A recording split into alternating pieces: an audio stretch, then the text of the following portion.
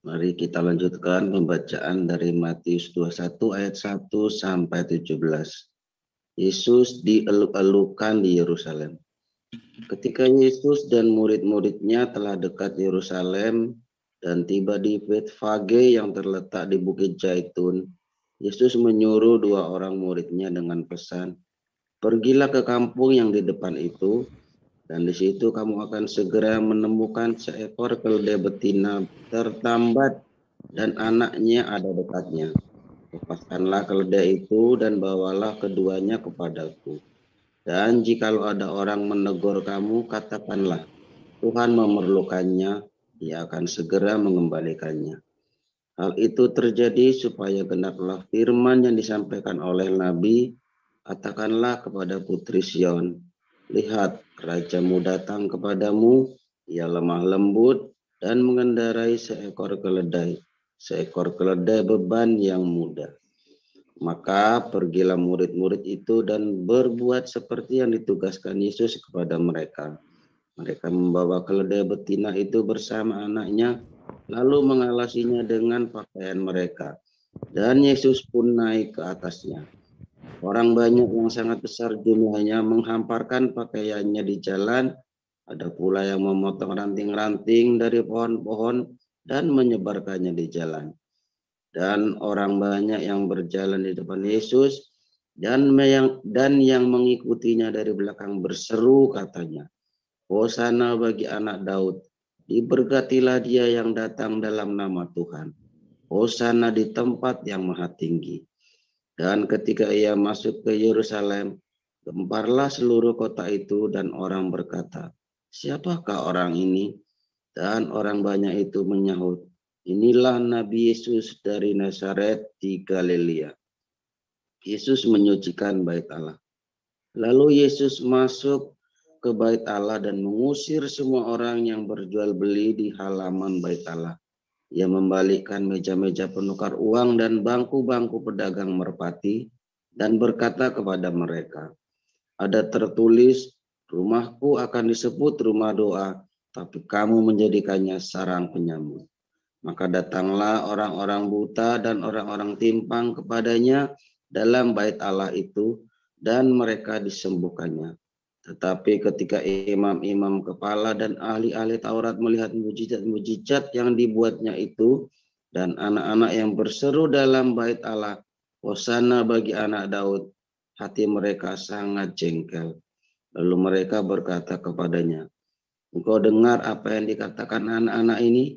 Kata Yesus kepada mereka, "Aku dengar. Belum pernahkah kamu baca, dari mulut bayi-bayi dan anak-anak yang menyusu, Engkau telah menyediakan puji-pujian." Lalu ia meninggalkan mereka dan pergi ke luar kota, ke Batenia, dan bermalam di situ. Amin. Haleluya, luar biasa. Berbahagialah orang-orang yang melakukan, yang mendengar logosnya Tuhan, logos Tuhan Yesus, lalu melakukannya. Ya, karena ia sedang membangun baitnya. Ya, kemarin kita sudah belajar ternyata rumah yang dibangun itu adalah baitnya ya, bukan rumahnya dia. Ya kan? Ada orang sedang membangun bait suci. Orang membangun bait suci. Dia pikir dia sedang membangun bait suci. Kemarin ada yang nyelonong di ini ya, di apa namanya?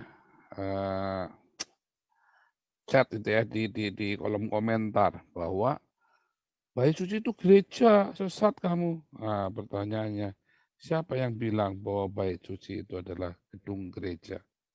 Pak Pendeta. Pak Pendeta sedang bohong sama Anda. Ya, Pak Pendeta itu sedang bohongi Anda. Bait suci itu bukan gedung gereja. Gedung gereja itu bukan bait suci. Ya, gedung gereja itu adalah bait sucinya versi pendeta. Tetapi bait suci versinya Tuhan kita, bukan gedung itu.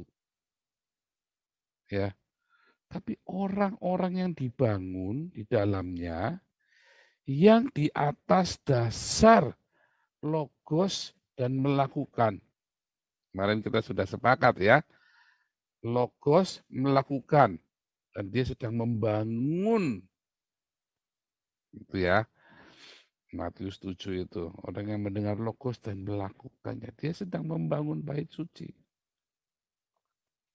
Itulah jemaatnya, ya, itulah jemaat Tuhan yang dibangun. Matius, engkau Petrus, di atas Petra ini, ya, aku akan membangun eklesia. Matius 7 juga berkata, orang yang bijak membangun rumahnya di atas Petra. Yaitu ketika dia mendengar logos dan melakukannya. Ya. Dan kita membangun bait suci itu di atas Petra. Masalahnya kita kemudian membangun bait suci versi kita yang bukan di atas Petra itu.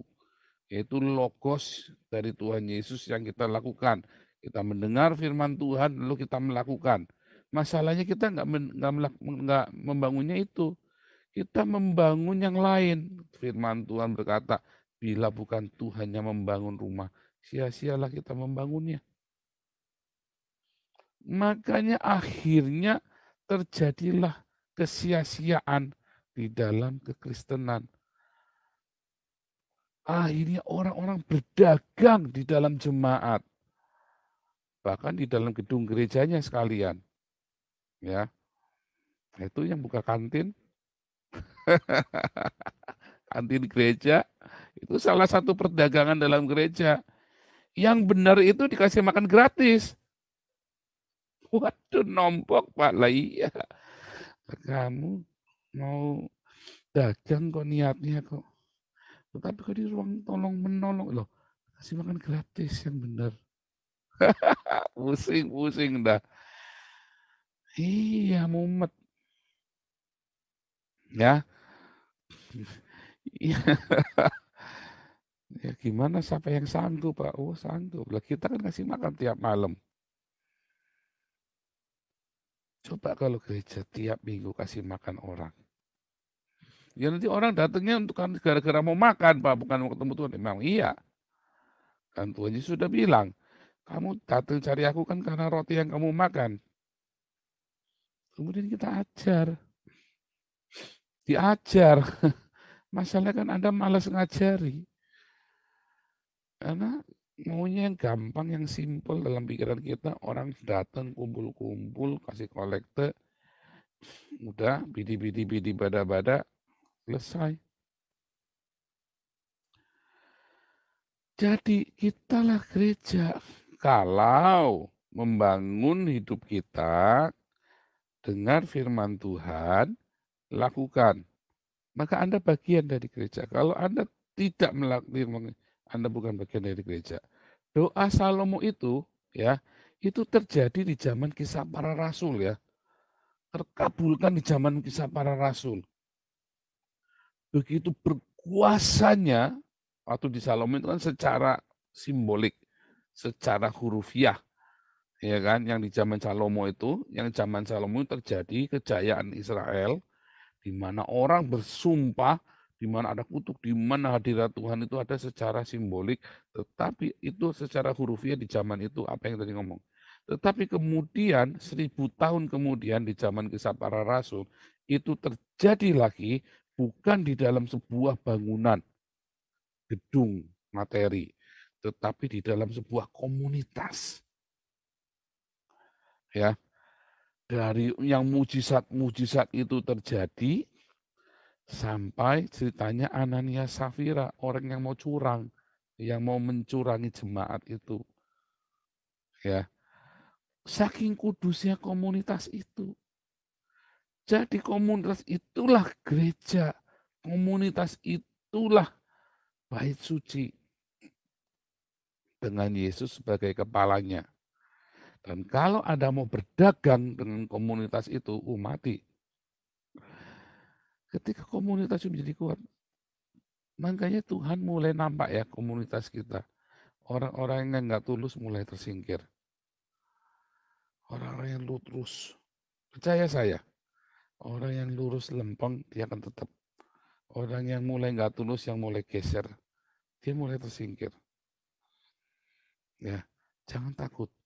Lurus lempeng, jangan berintrik, jangan berpolitik, jangan mencoba mencari keuntungan. Sebab ibadah kita kalau disertai rasa cukup akan memberi keuntungan. Itu serius ya, keuntungan jasmani dan rohani. Anda cukup fokus aletheia. Dengar semua pengajaran, ya, lakukan.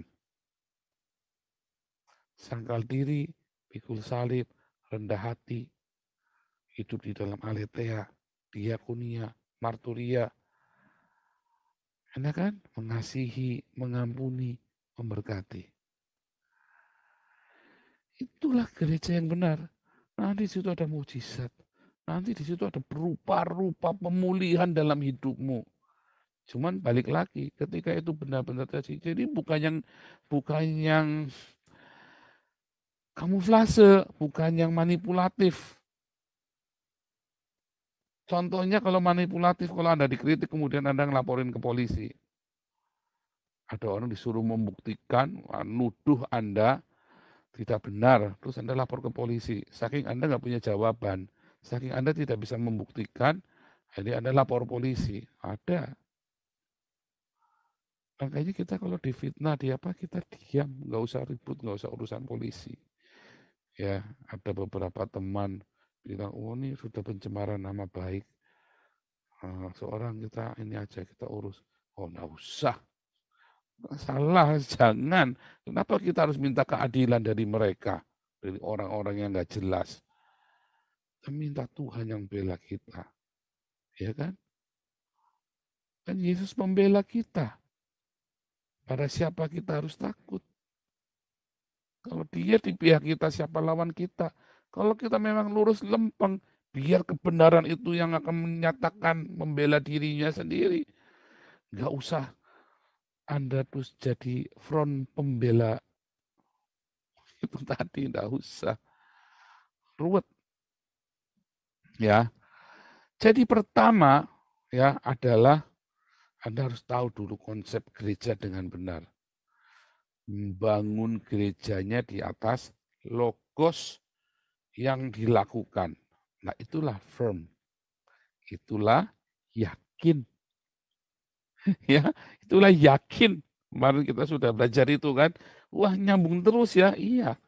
Pengajaran itu nyambung terus karena Tuhan mengajar kita itu memang naik terus ya. Itu kan yakin kan. Dua, ada yakin, ada beos. Beos ya. Beos atau nulisnya itu gini sebetulnya. Ya, atau puas ya tadi ya.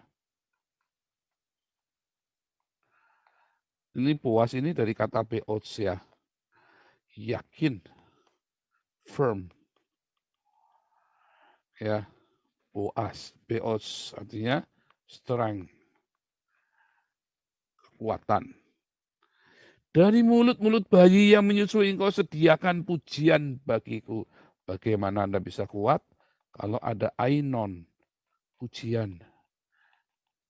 Di dalam semua adversity-mu, di dalam semua kesukaranmu, di dalam semua masalahmu, di dalam segala hal, susah, senang, Anda lagi gagal jadi PNS, Anda lagi gagal tes, Anda lagi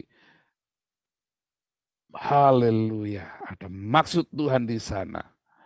Anda lagi barusan bangkrut, barusan tertipu, barusan difitnah, barusan putus cinta sama pacar. Haleluya. Maka kamu akan dibangun kekuatanmu. Ada adversity quotientmu jadi tinggi. Kalau putus cinta, curhat di Facebook. Ya, kekuatanmu lemah. Ya, lemah kamu, cundang. Jangan curhat. Saya nggak pernah curhat. di Facebook galau. Facebook buat saya itu adalah alat untuk menyampaikan kebenaran, untuk fight, dalam tanda kutip, untuk perang. Buat saya itu curhat di Facebook. Nah, ini tadi membangun bait suci, logos, ya, dilakukan di atas Petra, firm, gitu kan. Maka ketika Anda ada yakin dan boas kemarin itu ya, dalam komunitas kita, tadinya kan personal dulu nih, ya kan, individu. Lalu individu ini ketemu, kita sepakat. Individu ketemu dengan individu, ya kan. Ya kan, kita sepakat untuk mengasihi, mengampuni, memberkati. Sepakat di dalam agape. Ya kan? Kita semua sepakat di dalam agape. Ketika Tuhan membiarkan kita membangun bait-Nya, ya, bait suci Allah, itu agape yang dibangun, ya, di dalam struktur agape semua itu ada agape semua. Jadilah bangunan agape itu bait dari agape, rumah dari cinta. Ada nggak orang yang lapar? Harusnya nggak ada. Ada nggak orang yang nggak bisa bayar sekolah? Harusnya udah nggak ada lagi. Ada nggak orang-orang yang kemudian berhidup bermewah-mewah, sementara banyak orang lapar? Harusnya dia mulai berhenti. Mewah itu relatif ya, bermewah-mewah. Ya, artinya sampai dia ngotot sama kejar-kejar kredit sana kredit sini, buat dia status sosial. Hati-hati. Mulai, jangan kejar status sosial. Mulai kejar agape ini. Nanti, nah itu seperti Ananias dan Safira ya. Dia kejar status sosial. Nyungsep.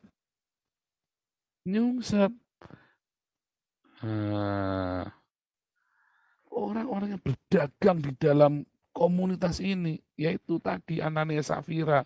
Makanya sama Yesus balikan, rumahku akan disebut rumah doa. Orang-orang ini punya doa. Apa itu doa? Wish, harapan. Semua orang punya pengharapan di sini. Di dalam rumah cinta ini orang itu punya harapan. Setiap individu ada harapan. Ada korporat harapan untuk Indonesia supaya Indonesia kembali ada lawatan Tuhan atas Indonesia.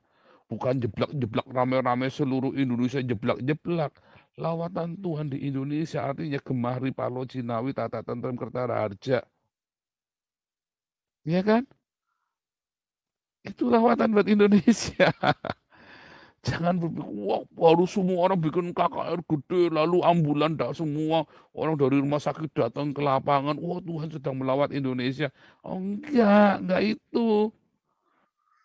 Ketika Indonesia mengalami Gemahri, Pahlo, Jinawi, Tata Tentrem, Kertaharja, ada Tepa Selira di sana, ada gotong royong di sana, ada toleransi di sana, itu lawatan Tuhan. Lawatan dari Sang Agape yang kita kenal di dalam Yesus Kristus. Karena Yesus Kristus itu yang menyatakan kepada dunia. Makanya harus ada address-nya. Ya, address-nya. Apa itu maksudnya address-nya? Itu onoma itu tadi. Ya makanya dibaptisnya onoma atau pater, ya, onoma atau huio, anak. Onoma atau hagio, ya, pneuma, Roh Kudus. Gitu. Ada addressnya. Karena kita mengenal agape ini dari mana yang ngajarin?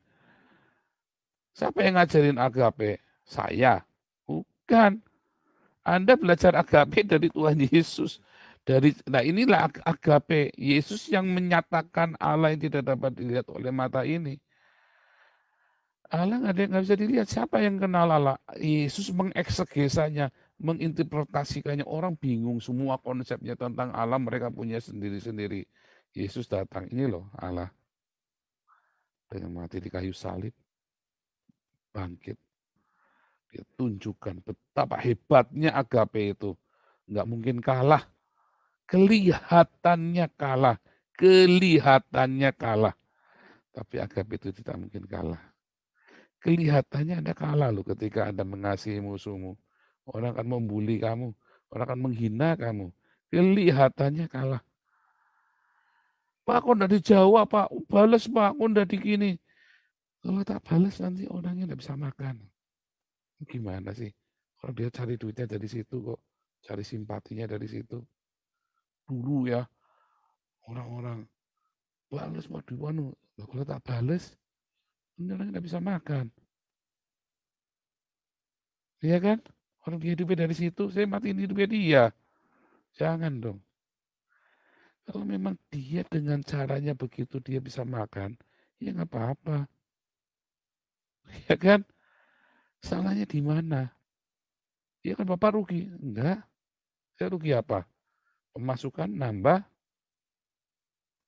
badannya tambah seger, tambah sehat. Saya rugi apa coba? Ya kan nama baik. Lah, nama baik saya kan Yesus Kristus. Ya kan?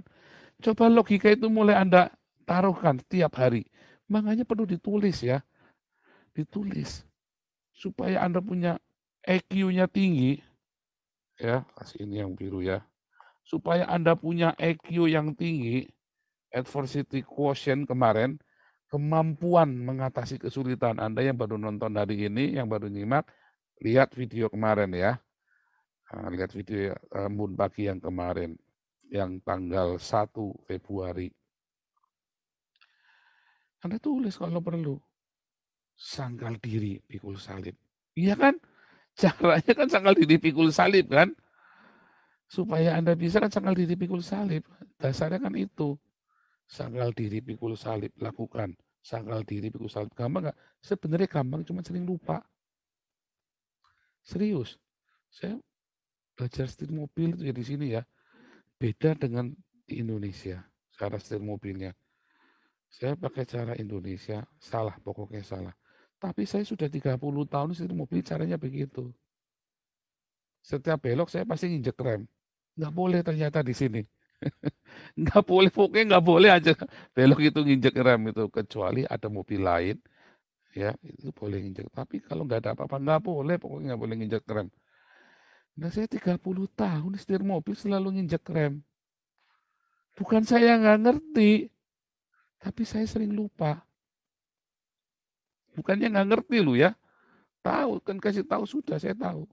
Cuman kepalanya saya jangan, cuman kaki itu sudah refleks injek rem. Kalau mau belok itu saya pasti injek rem. Kenapa? Kalau di Indonesia kamu udah nginjek rem, kita sudah hati-hati, orang yang nggak hati-hati nyamber kita. Jadi mendingan kita yang hati-hati. Masalahnya orang Indonesia kan nggak hati-hati. Kalau di sini mereka semua sudah punya sistem, kepalanya itu sudah tersistem. Jadi memang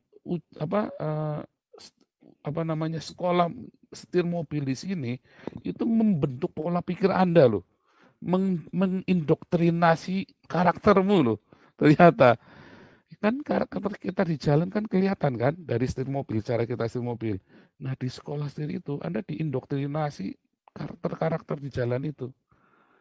Ya, gimana Anda untuk jangan nyerang, ya sama-sama memberi kesempatan orang jalan dan segala macam dan aturan-aturan hukumnya ya dengan ancaman-ancaman dicabut SIM-nya ya kan nggak boleh minum alkohol. Jadi kalau ada orang setir mobil rame-rame nggak mau pasti semuanya pada minum alkohol dia nggak karena apa bisa dicabut itu SIM-nya dan itu bikinnya harganya rata-rata antara 1.500 sampai 5.000 euro. Rata-rata orang menghabiskan 3.000 euro, 50 juta bayangin. mobilnya sama SIM-nya hampir sama harganya. Ya kan, kalau misalnya dia 5.000, 80 juta, puyeng dia kalau dicabut. Ya kan? Nah, jadi memang karakter itu dibentuk, diingetin terus. Makanya kalau perlu Anda tulis di tembok, kalau perlu Anda tulis ditato. Kalau saya mah sampai tak tato edan ya saya mungkin. Tetapi jangan ditato, nanti Anda ditanyain orang macam-macam bingung. Kalau saya kan beda, Nabi ke-26 boleh. Kalau Anda nggak boleh, jangan. Nanti ditanyain anaknya bingung jawabnya. Ya, kalau saya ditanya anak saya bisa jawab. Ya, karena tiba-tiba ada wahyu Jibril. Kalau Anda belum tentu bisa jawab, ya jangan. Ya, ribet pokoknya, pokoknya ribet. Hanya Nabi ke-26 yang boleh. Tapi yang saya maksud adalah kalau perlu Anda tulis. Makanya tulislah di pintu rumahmu. Ya, taruh di dinding. Makanya kan orang-orang lihat ya. Masalahnya orang-orang itu kalau bikin hiasan-hiasan itu ya seringkali nggak ada artinya apa-apa loh di tembok-tembok itu semua dengan hiasan-hiasan atribut Kristen, tapi nggak ada artinya apa-apa. Jangan. Anda kalau udah niat mau bikin, bikin yang punya arti yang Anda akan ingat kalau lagi marah.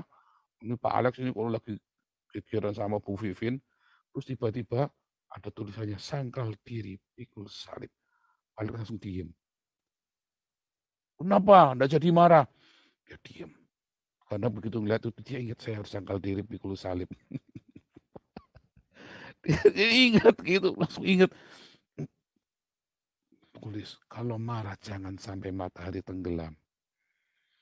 Nanti Bu Vivin lagi marah sama anaknya. Begitu ngeliat itu, udah jam 6, berhenti marahnya. Nak, sini nak, ayo. Anaknya bingung. Tadi barusan dimaki-maki. Sekarang nak sini nak, ayo kita makan sama-sama semuanya. Dibercandain. Mama sudah nggak marah. Lupa tuh mataharinya sudah tenggelam. Gitu. Jadi anak-anak juga tahu kalau mamanya lagi marah, oh, tenang. Jam 6 pasti berhenti marahnya. Gitu ya. Jangan bandel, sudah ada ayatnya ditulis. Kalau marah jangan sampai matahari tenggelam. Jangan bandel, begitu sudah jam 6 dipanggil semua. Udah nggak ada orang marah di sini. Udah jam 6, nggak ada orang marah. Gitu ya caranya, diingetin. Anda akan membangun komunitas cinta di rumah. Anda akan menghadirkan Jehovah Syama. Hadir Tuhan, hadir di baitnya. Di rumahmu itu menjadi bait suci. Holy groundmu itu di rumahmu. Tulis diingetin adversity quotientmu itu ya apa adversitymu. Saya temper. Saya temper adversity quotient saya itu tadi. Kalau marah jangan sampai matahari tenggelam. Makanya saya kalau besok udah nggak marah lagi. Kalau saya marahnya malam nggak boleh harusnya. Tapi kadang-kadang namanya orang temper itu loh. Harus bertobat. Ya bertobat saya bertobat. Tapi namanya orang lupa. Makanya ditulis. Ditulis. Makanya sekarang saya tinggal di rumah orang. Jadi nggak bisa tulis apa-apa. Tapi begitu ya. Ini begitu lewat jam 6 anak-anak sudah tahu. Papa sudah tidak marah lagi. Karena nggak boleh sampai nginep. Marah itu nggak boleh nginep intinya begitu ya. Bagus, tapi kalau benar-benar jam 18.00 tidak ada orang marah. Anak-anak happy. Iya kan, happy begitu. Lagi marah, cepat dia pergi kan ngacir ke tetangga. Begitu udah jam 6, wah sudah pulang. Mama sudah nggak marah. Jangan marah beneran. Beneran jangan marah. Nanti anakmu kan dari teladanmu. Ya. Kalah dong, nanti anaknya ngakalin. Oh enggak. Percaya saya, cinta itu tidak mungkin gagal. Kasih itu tidak mungkin gagal, ya. Itulah rumah cinta. Itulah rumah Allah. Kan Allah adalah cinta kan, agape. Rumahmu bangun dulu sebagai bait sucinya. Di rumahmu itu loh bait suci. Ada cinta di situ. Anda marah itu juga nggak kudus ya. Saya itu bolak-balik. Makanya tadi saya meyakinkan sama istri saya tadi nyanyi sore-sore saya tanya. Aku tuh sekarang sudah nggak terlalu kan. Iya. Oh kalau gitu Zoom ini memang baik. terapinya saya. Jangan ditiru juga ya. Oh, itu terapi. Oh. Saya yakin Pak Toping juga terapi itu. Habis ngamuk-ngamuk, dia sudah nggak pernah marah-marah lagi di keluarganya. Udah capek. Saya yakin Pak Habib juga udah nggak pernah marah-marah tuh di rumah tuh. Udah diem, udah capek. So, ini terapi juga menghabiskan energi kita ya.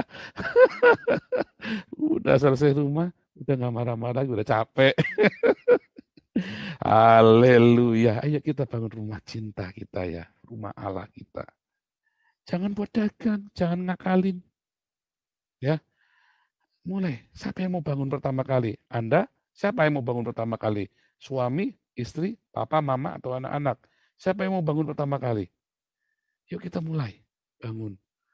Nanti kemudian cinta itu menular. Ya diberikan, menular. Ya kan spirit, ambience kan menular kan, ambience itu kan. Maaf ya, bau kentut kan menular kan. Bau semua jadi busuk semua satu ruangan. Wangi juga menular. Ambience.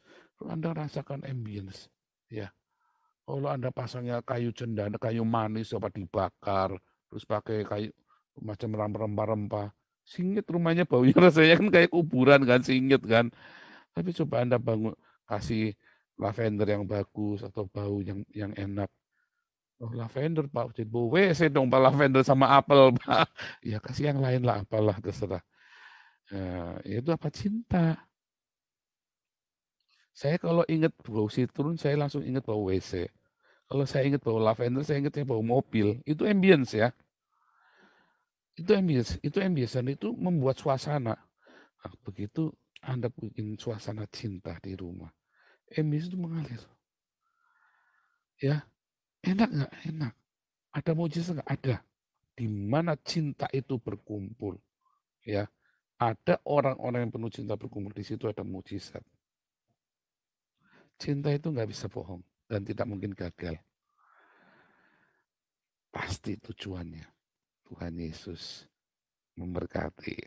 Haleluya.